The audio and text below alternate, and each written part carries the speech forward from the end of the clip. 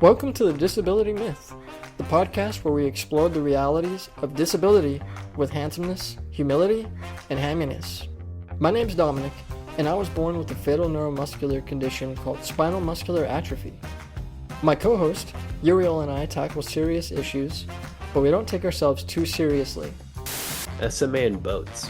How did that go? SMA and boats? Yeah. I mean, you think about it, boats are just not as wheelchairs. We're here to share stories, break down barriers, and remind everyone that we're not so different.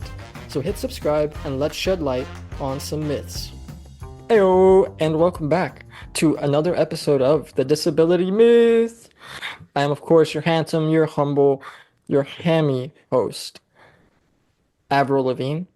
Avril Lavigne. Yeah, I'm deciding to go Avril Lavigne today. Oh, Avril Lavigne. I'll be Stephen King. Oh, big fan of your work. Oh, I thank you, thank you, thank you. You probably remember my works, Cujo. You got that dog in you. It, Yep. I believe. Several other horror film books that I can't remember. Hi, Uriel and Dominic Yep. Trevathan. My real name is Dominic Trevathan, if you didn't Yeah, know by now. back in the saddle again. Back in the saddle. So, today we have another new friend joining us, Michael Pereira, founder of the Autism Voyage. So, Michael, welcome on. And yeah, let's just get into it. What is the Autism Voyage? No, thank you first of all for the opportunity. Well, the Autism Voyage is a blog. It's a newsletter that basically serves families that are either pre-diagnosis or post-diagnosis of any. Obviously, the title says Autism Voyage, but obviously we know as parents when having a child diagnosed with autism, it could also cross over to ADHD or, sometimes it comes with other um I would say conditions that might complement, I would say, if you will. But it's a blog that again just covers different type of topics any parent would go through and are seeking information that they might not find it just going to Google, right? So in basically in high level that's it. Yeah, no, that's awesome. I was really excited when you reached out to me to get this opportunity to talk to you, to someone that is kind of, I think like we are trying to do, bridge the gap between, you know, the disabled community and the non-disabled community. Like that's the whole point of what we do, or one of the main points is we want to inform people, we want to share resources.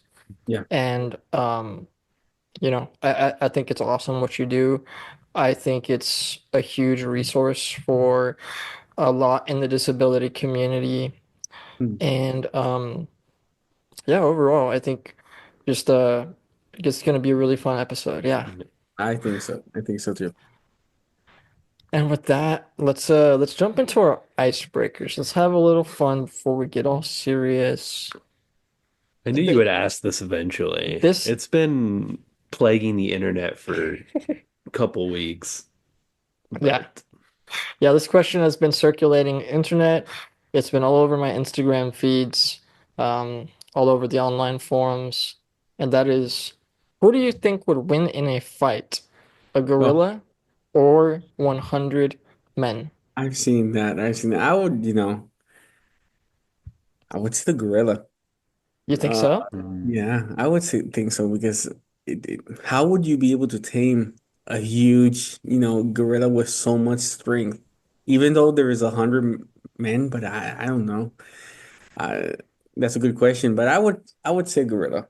Now, if you have 100 guys and they have guns, and it's different. But It's a little in different. reality, that's yeah, the part of the that's question that always pisses me off because like there's no context, no nothing, just yeah, 100 nothing. dudes and a gorilla. Like what's the environment? I Correct. don't. Maybe I'm too like No, what's no. the environment? Where's the content? Or like really nerdy about it. But I'm like I don't know. Like if it's in a small confined room, yeah, no shit, they're all gonna die. It's like a gorilla. I'm like yeah. I would say the gorilla. Okay. I don't know. I'm team man. I, Oh I, yeah, I think I think 100 men between one of them, they'd be able to outsmart it somehow and I gain the don't know. advantage, if nothing else. I don't know. yeah. I don't know. I don't know. I I'm I Team got Gorilla. into a long debate with a friend about this because I have seen a gorilla skeleton Okay. and I've seen all the muscle attachments. Okay.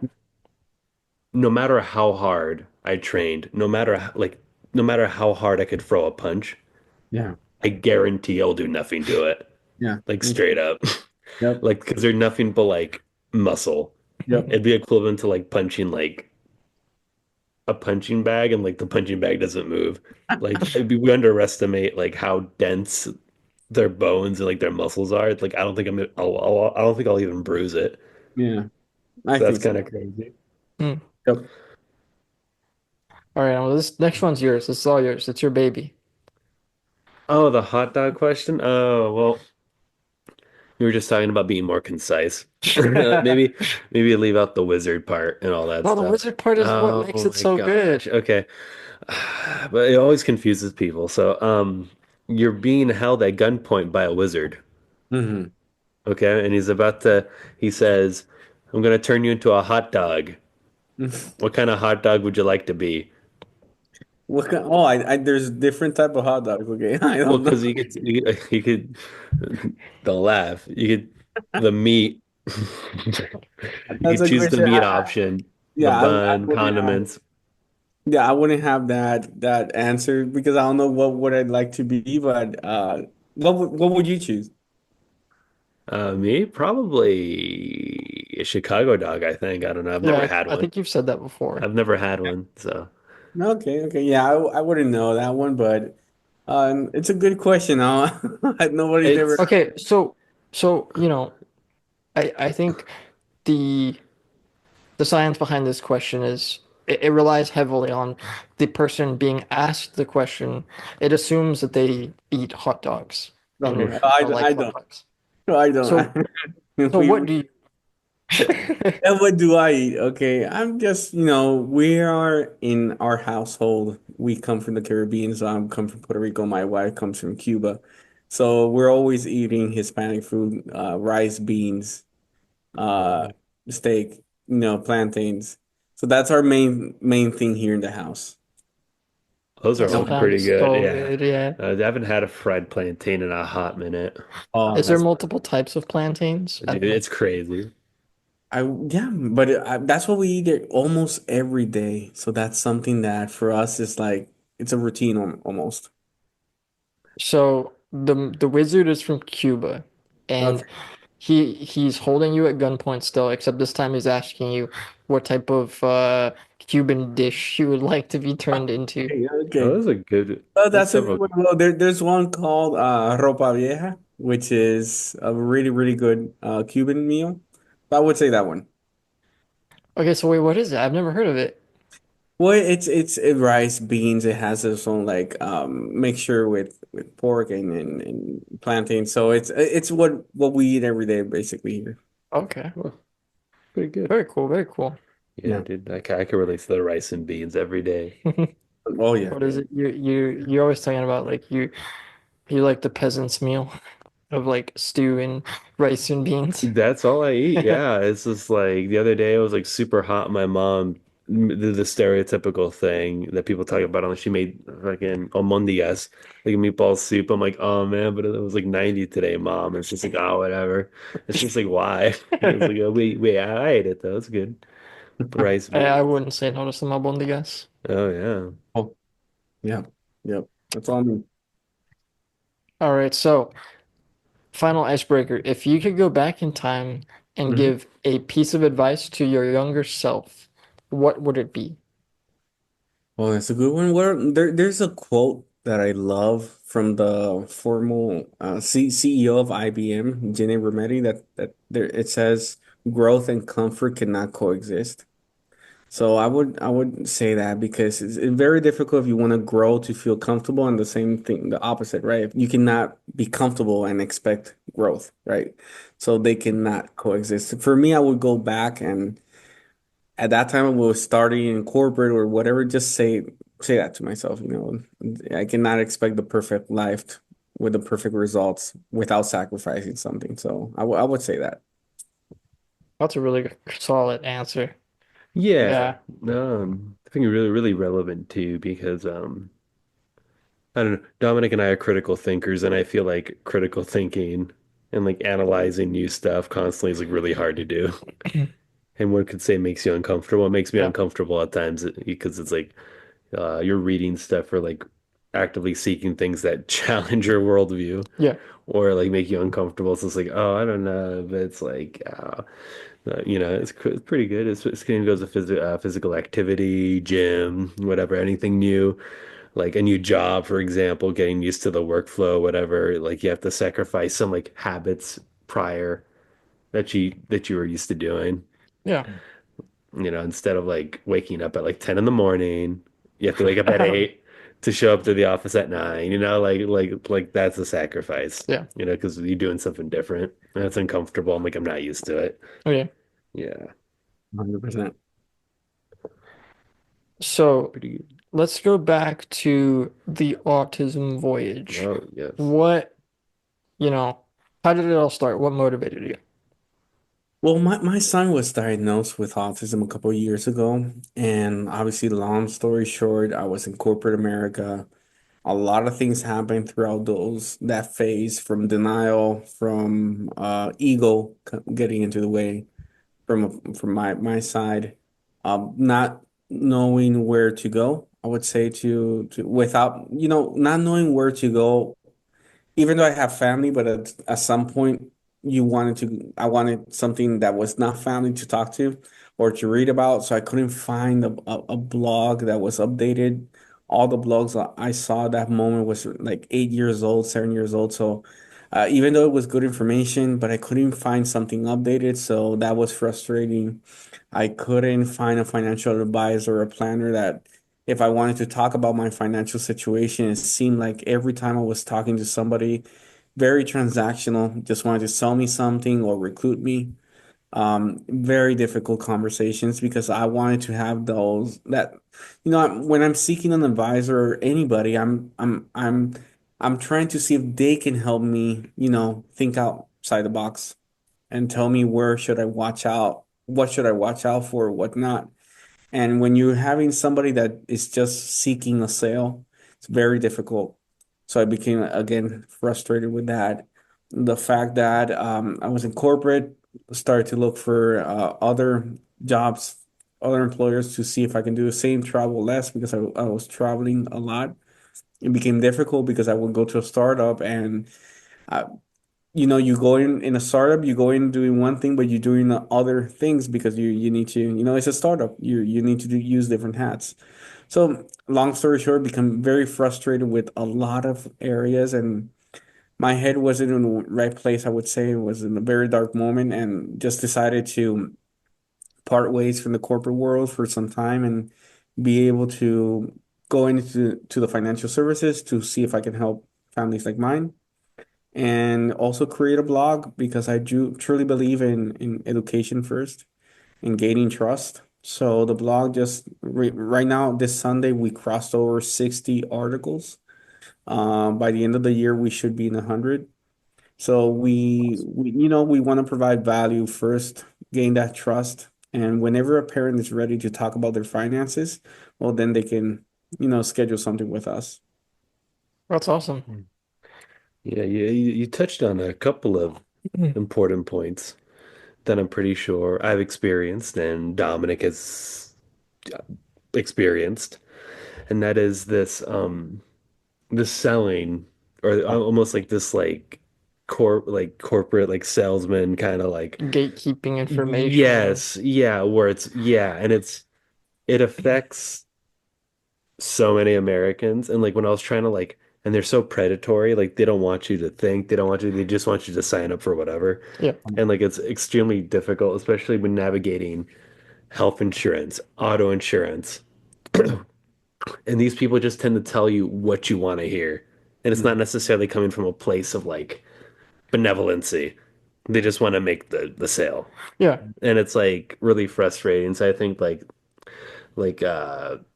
Yeah, you because experiencing that and wanting to like change it up a bit. I'm like, oh, this ain't right. which is Yeah, like, this ain't right. And not only that, I would say this is when we talk about, I would say, my point of view, not necessarily anybody who needs to agree with me, but when we're talking about, I obviously I say special needs. There's people that say neurodivergent, autism. Every month there's a new word. But for me, let's use special needs. Anytime you talk about special needs, that conversation needs to be comprehensive. It cannot just be a one conversation and let's close, right? Why? Because a lot of the conversations, I would say, needs to link with another professional. For example, it's not only just, in my case, buying an insurance policy from me. I suggest you need to talk with a lawyer. Why? Because if there is a disabled, a child who's disabled or might need care beyond his childhood, now he's an adult, you need to have that lawyer, see your scenario, see if you have a special needs trust, see if there's guardianship, power of attorneys, medical agents. If you don't have any assets, we'll use life insurance to be able to fund all that. So now you're talking that there's two professionals. There's the insurance agent and there's the lawyer. Then also have a good accountant because you want to make sure that those assets or whatever inheritance you are leaving doesn't impact from a tax perspective to whoever's receiving that inheritance. So you want to make sure that these conversations, you need to create your own A team. So I truly believe in having a comprehensive approach towards everything we do, even from a therapy standpoint. We have the behavior analyst, we have the technician, that's a team. And we're always talking about the therapy, the plan. Is it working? Is it not working? And so forth. So if you're talking with somebody that is very transactional and doesn't have experience talking about, or even talking with the lawyer with you, you're talking about the amount of insurance you need or whatnot, you know, it's difficult. You want to have that approach. Like, for example, I've had clients that said, "Hey, I already have a policy." I say, "Perfect. Now, one question. That means you're proactive. Obviously, we kudos for you, but does your current policy also consider your guardian?" And they're like, "What do you mean?" Well, because if you took a policy and okay, perfect, but if, for example, I don't know, my brother needs to assume responsibility now for Christian because Ellie, my wife, and myself, we pass away, and he needs to become a caregiver. He needs some income. Right. So does that policy also consider providing income for the caregiver who's assuming responsibility for that child or that loved one? It's not just leaving only for the child. You want to make sure that whoever's taking care of him is also getting obviously some sort of income. So that's the type of conversation I think that any parent should consider. It's very hard, it's hard conversations, hard questions because you need to make decisions into an uncertain future. But that's why you want to have these conversations because you're thinking about different type of scenarios, right? Like for example, in my case, if I pass away, we have a plan. If my wife and myself pass away, we have a plan. If only my wife passes away, my mom, at the end of the day, she's the best grandmother. She cooks amazing, but physically, she cannot take care of him because if he's on top of the chairs, the sofa, you know, physically, she might not be able to get him out. And so you want to have those hard conversations and develop a plan, and everything starts with a conversation. But you need to understand that this is not transactional. So I hope it wasn't a long answer, but at least that's the way I No, I know I appreciate it because it's I think you highlighted something that's very important that many people are seeking, but a lot of these places don't provide. And Mm, that is that conversation, that person to person interaction. Like don't make it transactional. Like I have genuine questions about health insurance, like my own health, which is Mhm. like nothing to play with. And Mhm. the other person on the other end is like, "Oh yeah, that's a good policy, sure." Like, is it though? You know what I mean, right? And Yeah, like I've had those conversations before. I've dealt with health insurance before, but those are genuine yeah, yeah. concerns, and I think And also, you want to make sure, hey, if you have an agent in front of you, say, hey, based on my profile, what's the best practice? Like, what should I be doing right now that I'm not doing? Right, You want to ask them, and then for them tell you, well, based on what I see here and based on your family, I would suggest this. And not necessarily you need to go into the conversation to commit to something, right? Just right. have the conversation so you can at least in your mind have that roadmap, or you may not have the money now, right? But at least you say, okay, maybe I can get this now. Later on, I can do this. But again, it's a conversation, and you Yeah. need to ask that professional, hey, based on my profile, what do you suggest I should do right now? And then Mhm. compare with your own knowledge, right? That's Yeah. what I That's would suggest. No, yeah, I that's agree. Yeah. that's interesting. And I think what I appreciate most about everything you just said as a person with a disability is the fact that it isn't lost on you, like the sense of a holistic kind of communal approach. Like it's not just you and your wife taking care of Christian. It's a group effort. It's, therapists, it's your other family members. It's, taking into account the attorney and like lawyers and like insurers. Like I think that often gets lost on a lot of people, disabled or not. Yeah, The Yeah. fact that it sometimes takes like a a village, right? yeah. Yeah. And that's not a bad thing. Like having No, more people in your corner is a good thing, in my Yeah. opinion. I feel maybe you could relate to this, but I feel like a lot of disabled people, at least in our experience, are very discouraged to go out and like do this stuff because of how complicated, how difficult it is, and how Hmm. like at times transactional it is. It's almost kind of like it's quite, oh, well, how do I put it? Daunting. Yeah. Like it's overwhelming the amount of like because you have to think about your caretaking, your primary caregiver, like all these you things, you know? I just look at it like this, like Yeah. being a person with a disability, you can feel very isolated, Mhm. Mhm. very different. Yeah, But like for Christian to have someone like yourself in his life that's, actively showing him, these are all the people that we have in your corner. yeah. Mhm. And like That's this is all that we are doing just, for you, right? That's really cool. Okay. thank you, thank you. But I do believe that any family should be doing that, Yeah. Yeah. any family. But obviously, there is a lot of people that think they can do it themselves or think about different. But I believe that that type of approach should be there because at the end of the day, you want to plan for the future that you don't know what will happen. And not only for the child, but for example, in my case, we don't know.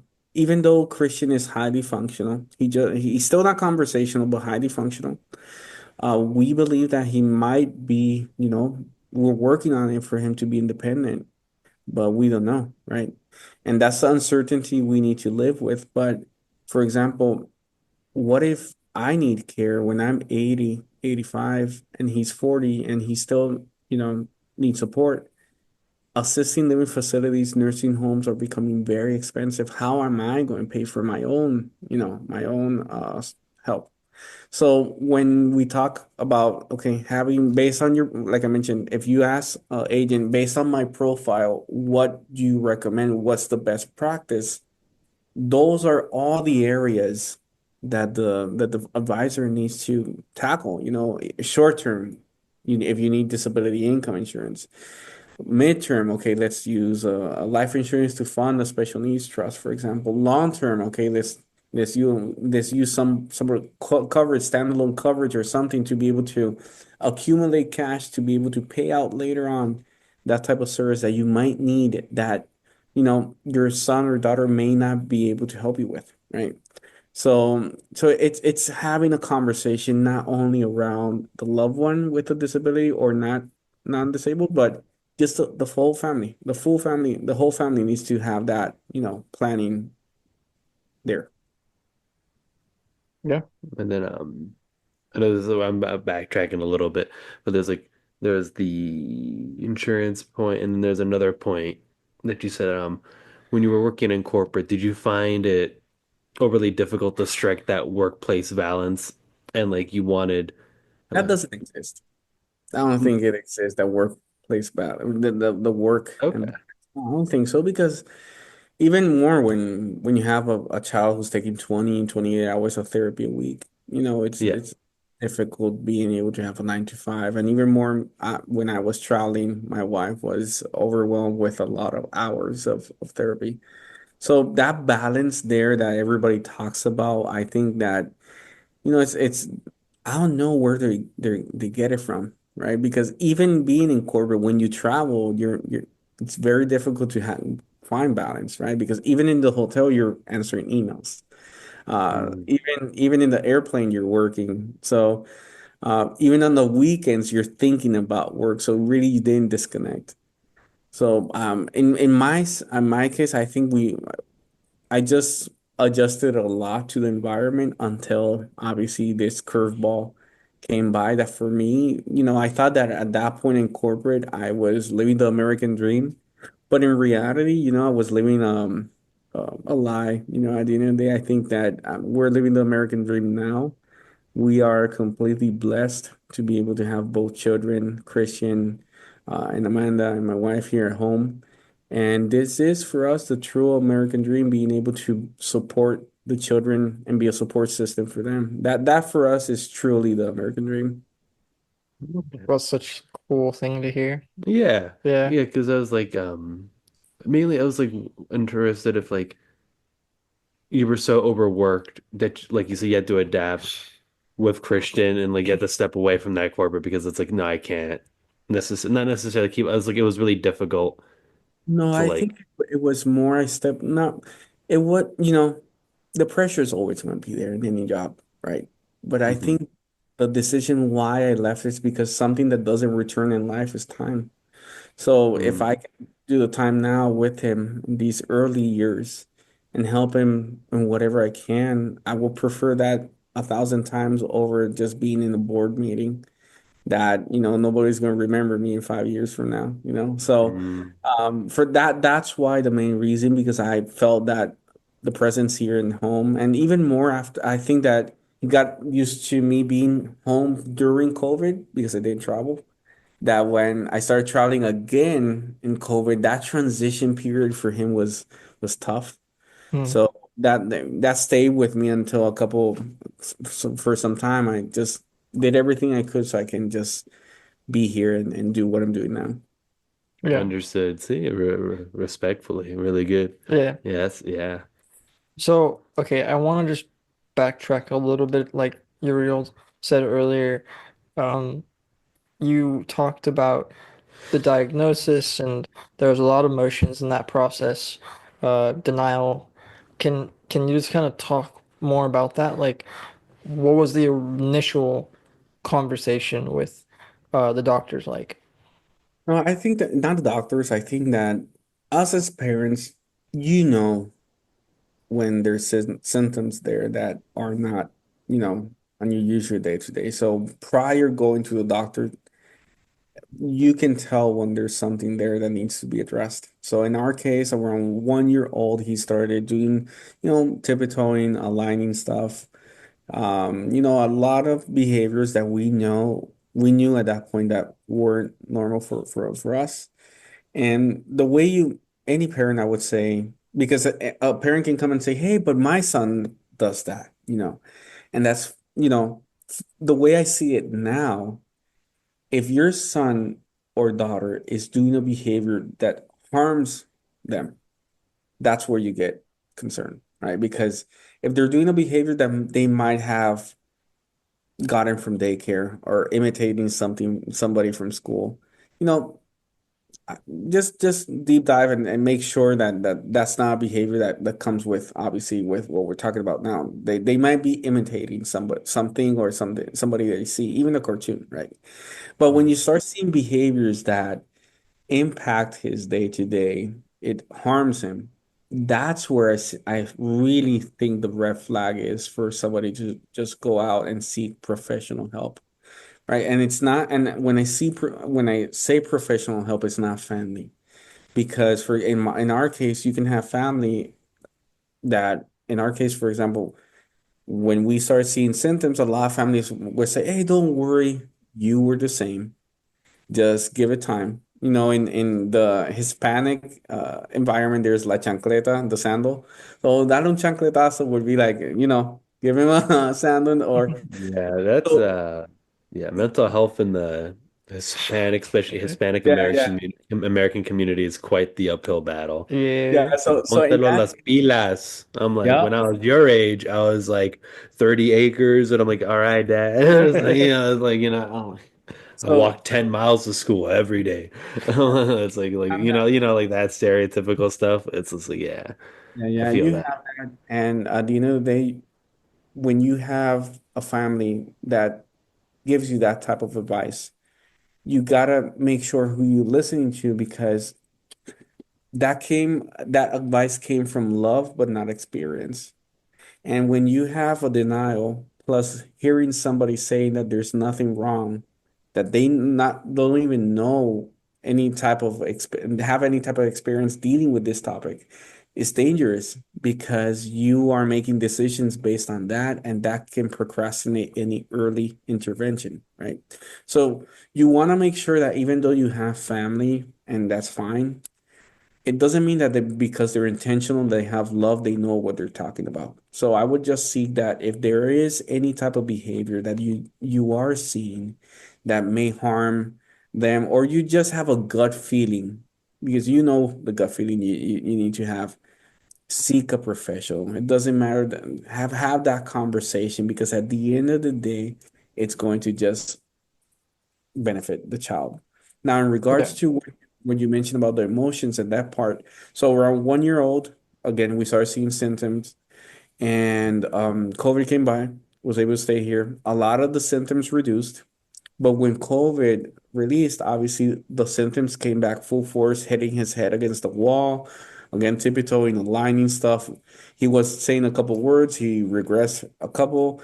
You know, it was tough. So we knew that at that point, we got you, right? So we got him diagnosed, and that's where I believe that that denial phase, kicks in because you think that you're again the American dream at that point. You got everything in order, but in reality, it's you need life throws you a curveball and you need to adapt, right? And if you're in denial, and this I say with a lot of respect to parents, but for me, denial, the more you're in denial, just reflects how selfish you are because you're only thinking about yourself. You're only thinking about the way you feel, the way you thought things were going to be. But in reality, you're not helping anybody because you're only thinking about yourself. So after the denial phase, I was able to come into terms. Obviously, ego and everything, just leave everything in God's hands. I just, went into the acceptance phase. And that's where a lot of relief came came with it because I said, okay, now it's formal. Now let's see what can I do to serve not only my son, but have a serving, approach to be able to help families like mine. So that's where I think all the everything since before, but start getting that sense of see how we can do this.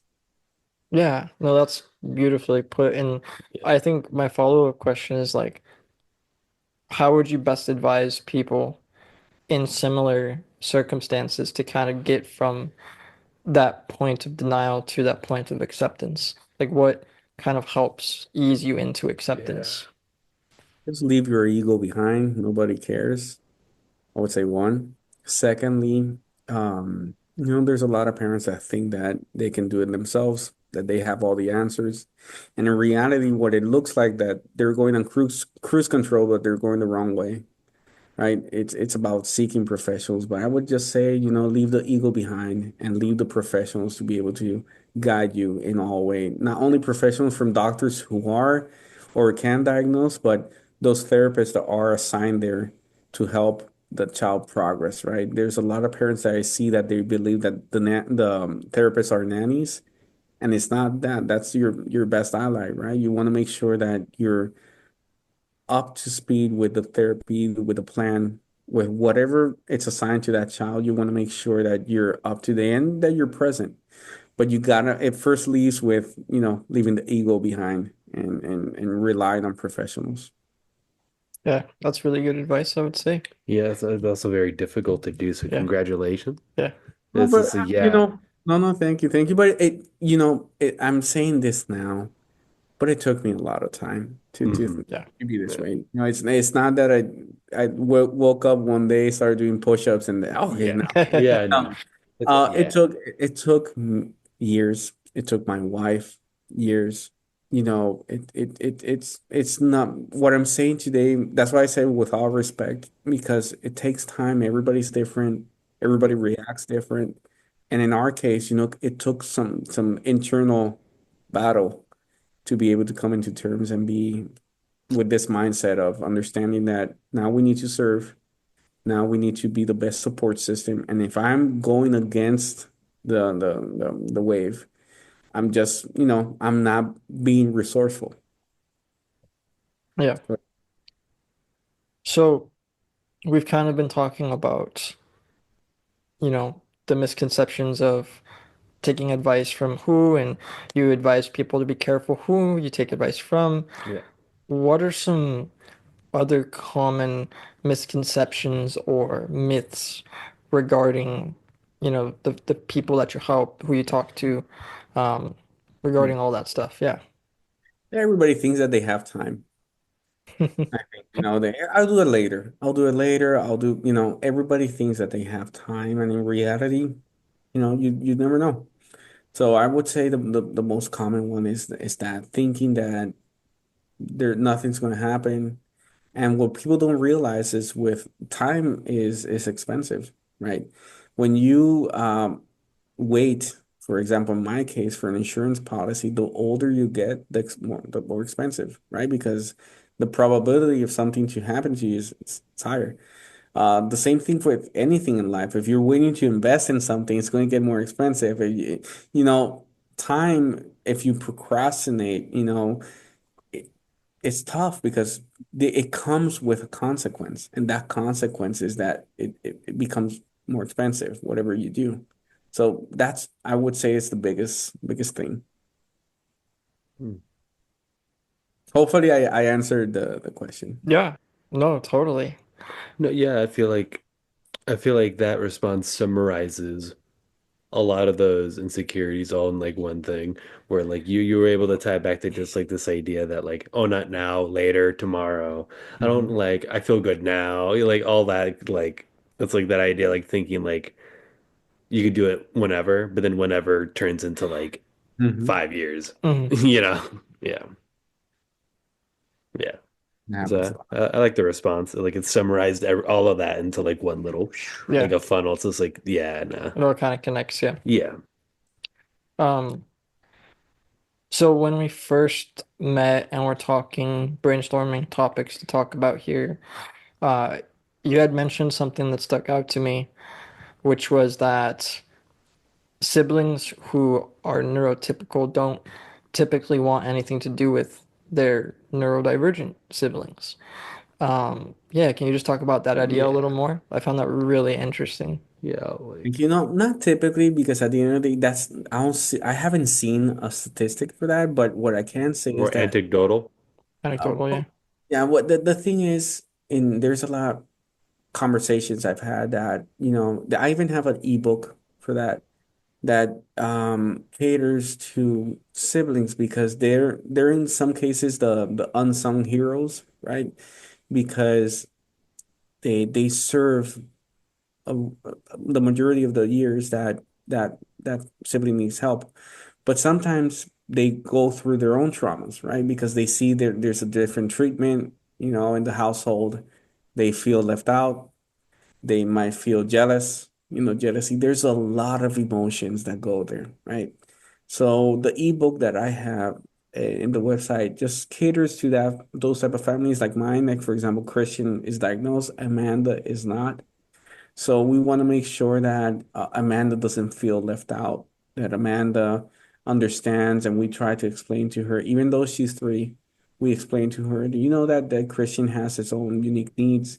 When eating, when going out, he cannot.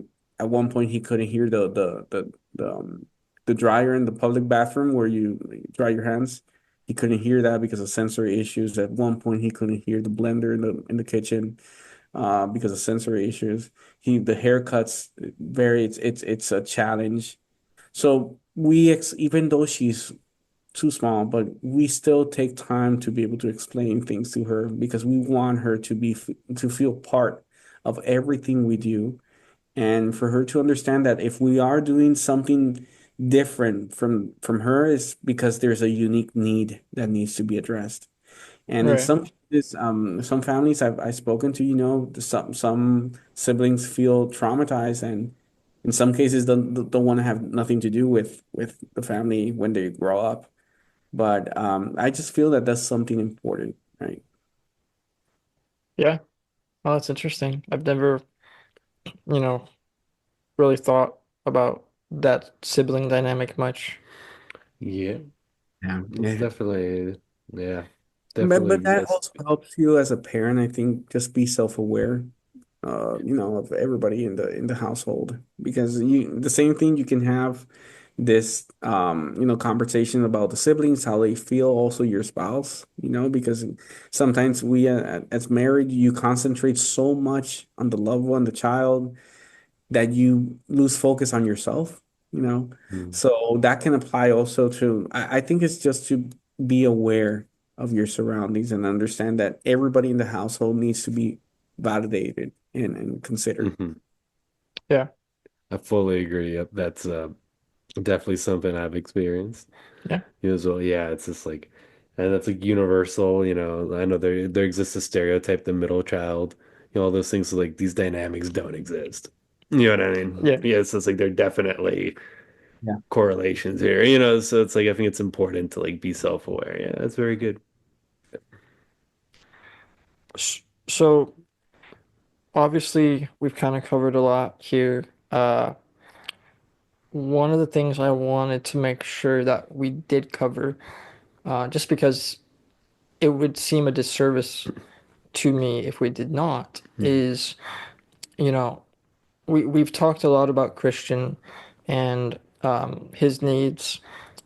So how do you kind of foster a environment as a parent where you encourage his like sense of independence while still, caring for him and, protecting him?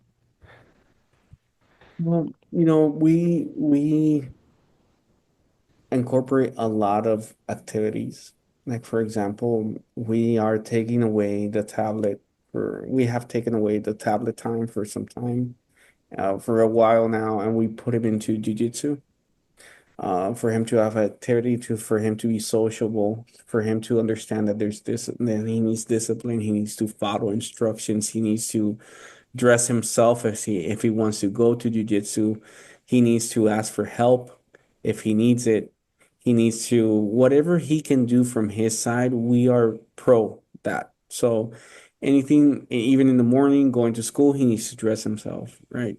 If he's eating, obviously my wife and I cook, but he needs to eat by himself. And whatever he does, we try to incorporate. Now, there's days that obviously if we need to jump in and help, obviously we will. But we try to incorporate. We're not perfect. I'm just normal human, but we're just trying to monitor as much as possible, not only to incorporate that independency to him, but also to Amanda. Like I mentioned, we're trying to also help her not feel that she's a part, but involved. So that's what we're trying to do. We're trying to incorporate activities and do family stuff, so they can see, that they're obviously considered, but feel that they can do it themselves. Yeah, that's really cool. Yeah, I think that's really important. Yeah. Yeah, it's like bestow into a child where it's just like, well, if you really enjoy this stuff, you need to put in the effort to actually like, Yeah.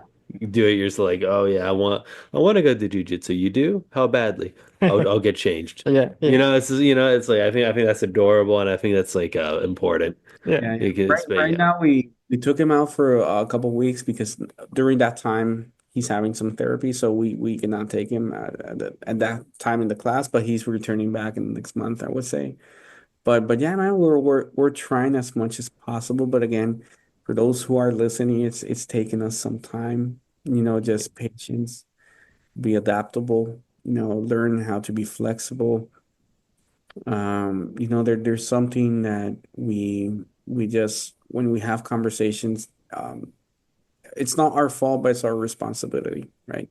And that we say that a lot. I heard it from a coach, a sales coach, that he would say, "Hey, it's not your fault, but it's your problem."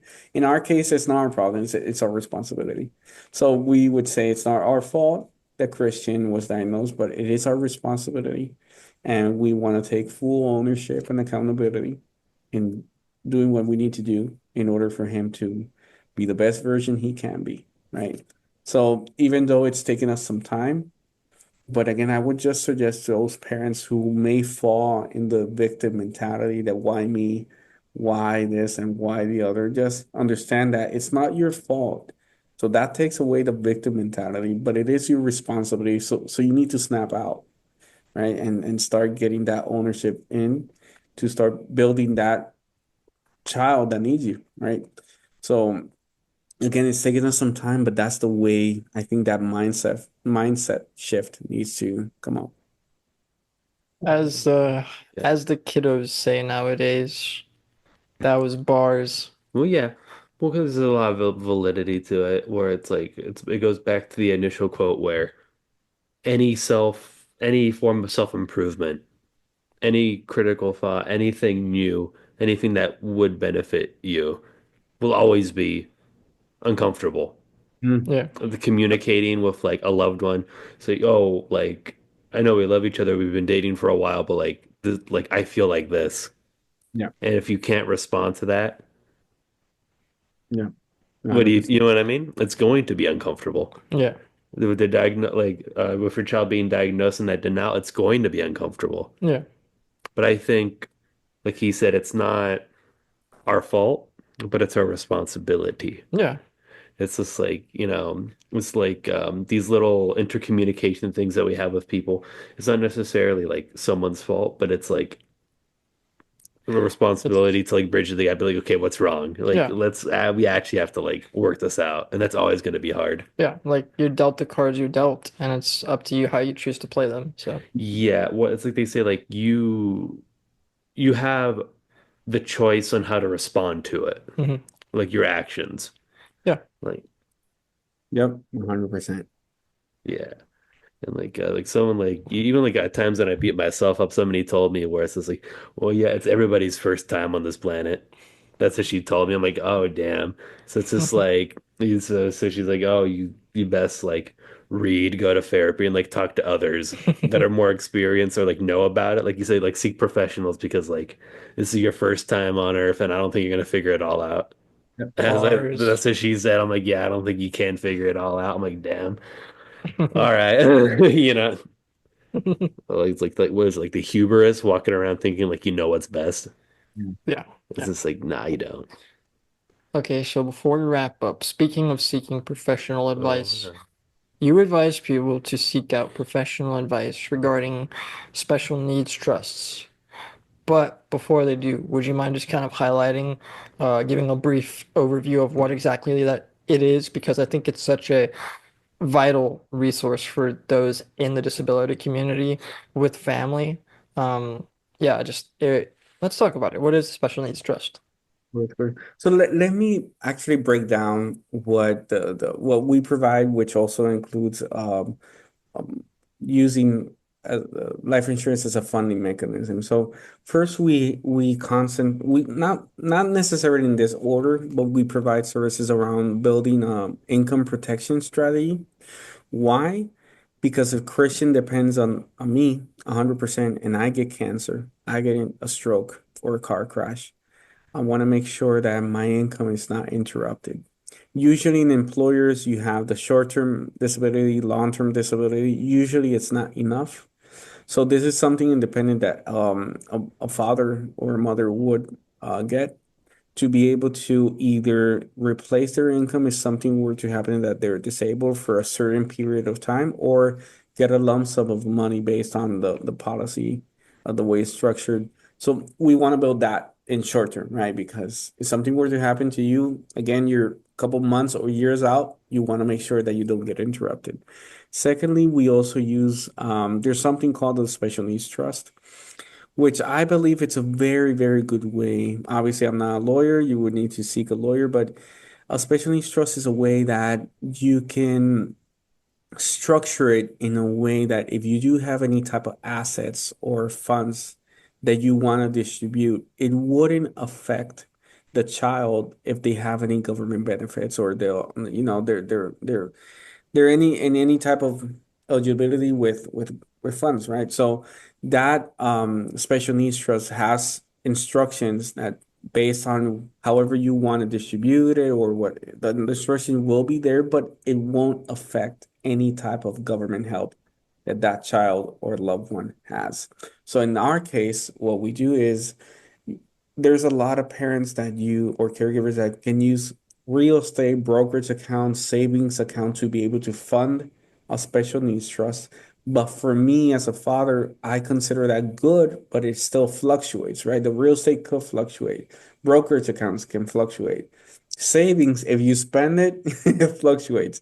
So Yeah. if you have, yeah, so if you have a life insurance, in my case, a life insurance, as long as you pay the premiums, you know what's going to be disbursed if you pass away, and that will go directly to a special needs trust. And that usually you want to have that conversation with obviously the lawyer who is creating the trust, and you want to fund it with the policy. So it's very important for families to have that. Um, Also, there's long-term care, which we talked about. Hey, what if I need care later on? Usually that is a standalone coverage, or you can, depends on the person, depends on the situation. You can use a whole life and put it a rider, long-term care, but that is specifically for the parent. For the later years that they might need help, you want to start accumulating that cash to be able to basically support you when you need it the most. So obviously those are very high level. It not necessarily applies for everybody because this is not, one size fits all. But these are very high level explanations of each one, which I believe build a foundation, right? I don't do investments, I don't do Bitcoin or anything. My main Hmm. thing is just insurance and building that plan B that for us as special needs parents, we usually don't have a plan B, right? So that's basically it. That's awesome summary. Wow. Yeah, no, I agree. Yeah, it's just like again, like it's uncomfortable, but it's like Yeah. necessary because especially like the stress and like the uncertainty of taking care of someone with special needs, it's like you want to make sure Yeah. they're like everything's good. You know, Yeah. like all like every And you like, too, and you too Well, as a and parent. I think what it comes down to is like, I'm not a parent, obviously, but it would seem that, children are an investment. And, it's something you gotta put resources, time, effort into. So yeah, it makes sense to me. yep. Thank you. Yeah, Well, damn, we yeah. covered a lot. That That was was like a good. whole uh therapy session slash webinar slash chill conversation. All No, for me, all it was necessary. no, Yeah. no. For me, it was a pleasure. Obviously, what these are conversations again. When you have, it's very hard to be a functioning parent while being exhausted, and I do Mhm. believe that this is a conversation that's not talked about a lot. So for me, it's been a pleasure being able to highlight this with you guys. Likewise, man. Well, I like I appreciate it, and I really hope, like your words speak very true. They're very empathetic, and like I hope that this reaches multiple parents or multiple people that like maybe they'll start to process the idea like, oh, maybe I should see, Yeah. because it's like sometimes, like you said, people don't have outlets or people aren't really necessarily exposed to this stuff like 24/7. Yeah. Like who casually just like talks about these things Yeah. unless they're presented to someone Right. and like they have to like think about it, Yeah. you know. And that's why we're here. That's why we're here. Yeah. All right, well, where can people find you, Michael? The autismvoyage.com, right? Yep, there you're going to see the blogs. There you're going to be able to subscribe to the newsletter. We also have some resources there. We have the ebook. We have a letter of intent. We're working on, I would say, 10 other resources from transitioning to an adult, IEP meeting checklist, even for grandparents. So that's later on, but we're working on it right now. So whatever we can do to be a resource for parents, we are doing it. Very good. Awesome. Okay. Any other shout outs? Any no? All good? I'm good. I'm satisfied. Hell yeah. Me too. All right, well, if you liked what we had to say today, please leave us that rating. A nice little review on Apple Podcasts is always appreciated, or YouTube comment, Spotify Spotify? Yeah, comments. Spotify. Be sure to share with your friends and family. Get this seen by the right people, the people Yep. that need to see it. And if you're not already, be sure to follow us on all the socials, Instagram, Facebook, YouTube, TikTok, at The Disability Myth, all one word. At the And what? Disability Myth, The Oh, Disability Myth, the disability. The Disability Myth. Oh, Insert insert that one episode of SpongeBob where he's writing the essay, and it's just the. the. That's what you mean when I write. Yeah. Yeah. But yeah. All right, guys. Well, with that being said, peace and love, and may the force be with you. Yeah.